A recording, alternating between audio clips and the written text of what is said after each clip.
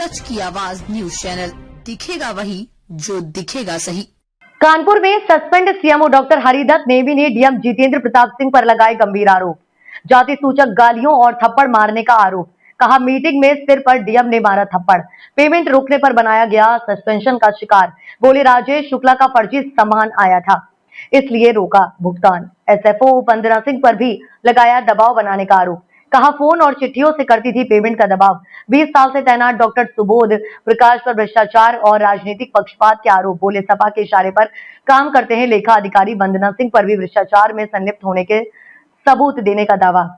मुख्यमंत्री और उप मुख्यमंत्री को लिखा शिकायती पत्र। बोले मुझे सिस्टम में आने का दबाव बनाकर फंसाया गया।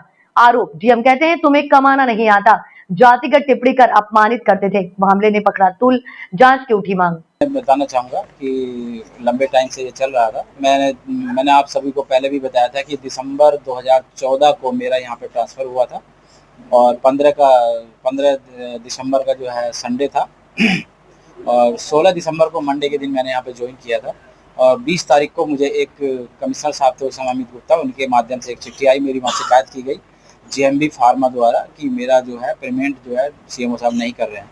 उससे मुझे शक हो गया और मैंने जैसे ही सीएमएसटी स्टोर में एक जाके देखा तो वहाँ सामान वाकई में कम था। उसके बाद मैंने वहाँ पर एक अपनी टीम गठित करी जिसमें मैं था, एक एडिशनल सीएमओ थे, एक डिप्टी सीएमओ थे, एक प्रशासनिक अधिकारी थे। टीम गठित करने के बाद जब सामान की चेकिंग हुई तो उस कंपनी का सामान जो था वो 1,30,47,000 का सामान था और 30 लाख का सामान आया ही नहीं था, जबकि मुझ पर दबाव बनाया गया था कि मेरा सामान आ चुका है, मेरा पेमेंट कर दिया जाए। माननीय कमिश्नर साहब की तरफ से भी मुझे यही वो आया था आदेश कि इनका पेमेंट कर दिया जाए। तो हालत ये हुई कि जब मैंने सामान चेक किया तो वहाँ पर सामान 30 लाख का था ही नहीं। अब जाहिर सी बात है कि पेमेंट रोकना पड़ा। अब 30 लाख का सामान के लिए अभी जो उस समय तत्कालीन जो बायर थे, बायर मतलब जो जैम बायर थे हमारे डॉक्टर सुबोध प्रकाश यादव थे, उन्होंने उसको मेरे को बिना बताए 15 तारीख को संडे में 15 दिन का सामान सप्लाई का एक्सटेंशन दे दिया, जबकि 12 दिसंबर को उनका सामान सप्लाई का पीरियड खत्म हो चुका था। अब इन्होंने जब उसको एक्सटेंशन दे दिया तो 15 दिन का उसको टाइम मिल गया। अब वो मुझसे फाइट करने लगा कि मेरा सामान लीजिए, मुझे नहीं पता, आपके ऑफिस से मुझे टाइम मिला है। मैंने बहुत कोशिश की, नहीं बात समझी, तो उसने फिर वो सामान सप्लाई किया। फिर उसके बाद में वो बार बार वो शिकायत करता रहा कि मेरा सामान भी आ गया, मेरा सामान। देखिए सर, थोड़ी ये बताइए आपकी और डीएम के बीच में क्या विवाद था जिससे आपका ट्रांसफर हुआ? मैं यही बताना चाह रहा हूँ कि ये एक विवाद की जो जगह थी वो बेसिकली जीएमबी फार्मा से ही शुरुआत हुई थी। डीएम साहब के यहाँ जब वो बार बार गया, कमिश्नर साहब के दूसरे आ गए, मैंने उनको भी ब्रीफ किया तो डीएम साहब ने मुझे उस पर जो है जोर दिया कि भाई इसका पेमेंट कर दो। पेमेंट करने के लिए फिर वर्तमान में जी बिल्कुल ही नहीं, ये बदल गए थे। जनवरी में ये लोग आ गए थे, मैं एक महीना करीब पहले मैं आ गया। मैं दिसंबर में आया और जो आजकल जो डीएम साहब हैं वो जनवरी में आए थे। तो इन्होंने मुझको उसके लिए जोर दिया कि इसका जो पेमेंट कर दो और भी जो जब ज़्यादा शिकायत हुई तो इसमें इन्होंने मुझसे कहा कि इसकी जांच कर लो।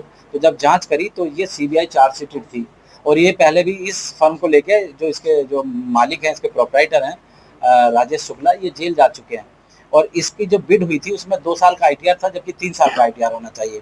इस वजह से मैं इसका पेमेंट कर नहीं सकता था। मुझे बार बार दबाव दिया गया कि पेमेंट करो। मैंने नहीं पेमेंट किया।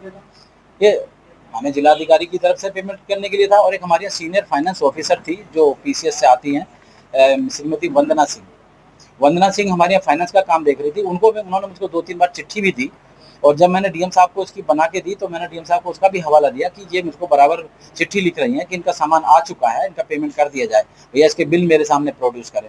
जबकि जिम्मेदारी तो सीएमओ की होती है। जाहिर सी बात है, मैं अगर वो उस समय जब बिल लग चुके थे जैम पे, अगर मेरे पे शिकायत आई, अगर मैं उसे पेमेंट कर देता तो 30 लाख का सामान कभी भी नहीं आता। वजह ये थी कि 30 लाख का सामान कभी आता ही नहीं, पेमेंट हो जाता उसको 1,60,00,000 का। 1,60,47,000 की वो बिड थी, मुझे बार बार ये दिया गया।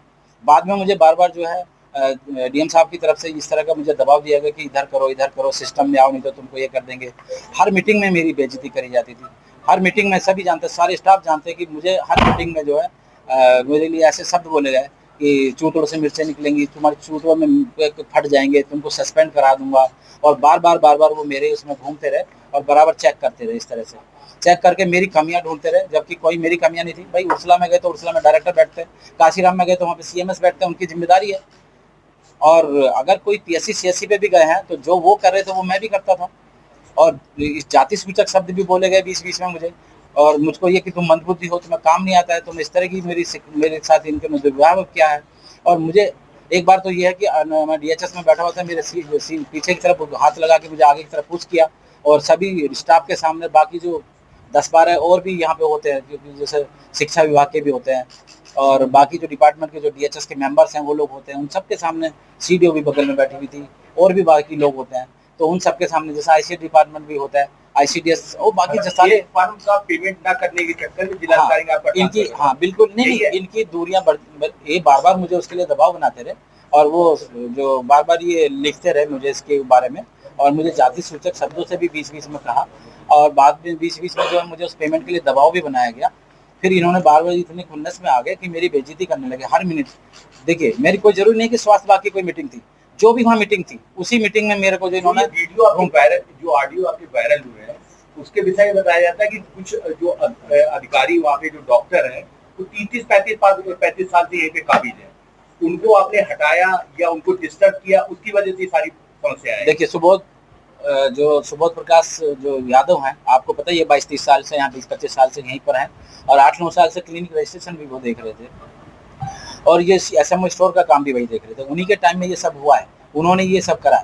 उसके बाद में जो आरएन सिंह थे वो एनओएचएम देख रहे थे, सारे स्टाफ को भगाए रहते थे, उनकी तनख्वाह निकाल देते लाइजनिंग करके, सबसे सेटिंग की हुई थी। वो 2 महीने तक उनका भी इंतजार कर रहे सुधर जाए। एससीएम डीएम साहब भी वहीं जाके चेक करते थे, मैं भी चेक करता था, मैं उनकी कार्रवाई भी करता था, उनकी तनख्वाह भी बाधित करता था, मैं भी वही कर रहा था जो उन्होंने मेरे से चाहा। जो भी काम उन्होंने दिया मैंने बराबर किया, लेकिन मेरे साथ जो इस तरह का व्यवहार हुआ और बार बार उसकी पेमेंट के लिए मुझे दबाव बनाया गया।